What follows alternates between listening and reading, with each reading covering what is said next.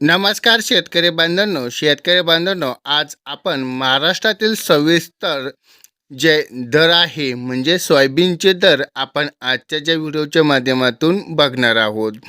महाराष्ट्रामध्ये सोयाबीन एकदम महत्त्वाचे आणि नगदीत पीक असून लाखो शेतकऱ्यांना उत्पादन यावरती अवलंबून आहे. रोज बदलणारे बाजारभाव आणि मागणीचा पुरवठा आणि हवामानामुळे सोयाबीनचे दर चढ उतारात आपल्याला पाहायला मिळत आहेत. आज बघितलं असेल आपण महाराष्ट्राच्या बाजार समितीमधील सोयाबीनचे दर पाहता पाहता काही ठिकाणी तेजी तर काही ठिकाणी आपल्याला मंदी दिसून येत आहे. आज पूर्ण बाजार समितीमध्ये आपण महाराष्ट्राचे प्रमुख सोयाबीनचे दर आपण खालीलप्रमाणे बघणार आहोत. त्याआधी आपण जर चॅनेलवरती नवीन असाल तर पहिल्यांदा आला असाल तर चॅनलला सबस्क्राईब, लाईक आणि शेअर करायला मात्र विसरू नका. आपण बघितलं असेल जालनामध्ये बघितलंय 5,000 ते 5,800 आपल्याला सर्वाधिक दर पाहायला मिळत आहे. नागपूरमध्ये बघितलंय 4,800 ते 5,700 रुपये दर पाहायला मिळतात.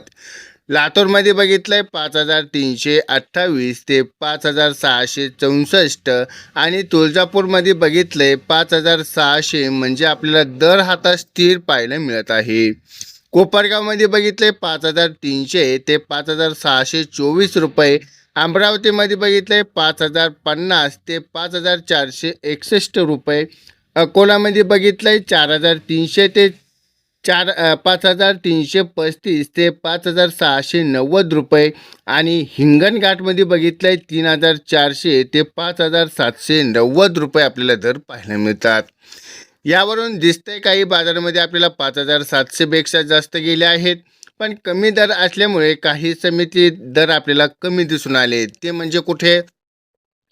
राहुरी आणि वांबुरीमध्ये 3,500 रुपये, पाचोरामध्ये 3,000 ते 5,250 रुपये, भद्रावतीमध्ये बघितलं आहे 3,000, वरोळा शेगावमध्ये बघितलं आहे 3,600 रुपये. ज्यांच्या प्रमुख आपल्याला जे आवक आहे त्या ठिकाणी आपल्याला कमी मागणी दिसून येत आहे. बाजाराचा ट्रेंड विश्लेषण आज सोयाबीनच्या पाहता पाहता खालील महत्त्वाचे ट्रेंड आपल्याला दिसून येतात. म्हणजे काय? दर स्थिर उच्च स्तरावरती बहुतेक बाजारात आपल्याला 5,000 ते 5,600 दरम्यान भाव हा स्थिर दिसतोय. त्यामुळे शेतकऱ्यांना चांगला फायदा मिळण्याची शक्यता आहे. काही ठिकाणी बाजार समितीच्या विक्रीमध्ये जालना किंवा नागपूर यासारख्या बाजार समितीत आपल्याला 5,700 ते 5,800 रुपयेपर्यंत गेले आहेत.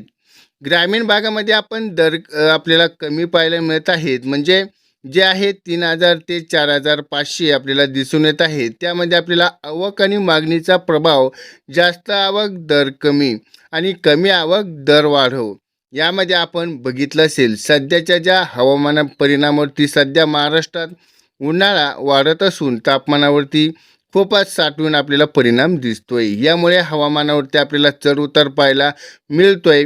पण उद्योग आणि या नियत परिणामात सोयाबीनचा वापर मुख्यतः खालीलप्रमाणे आपल्याला होतो.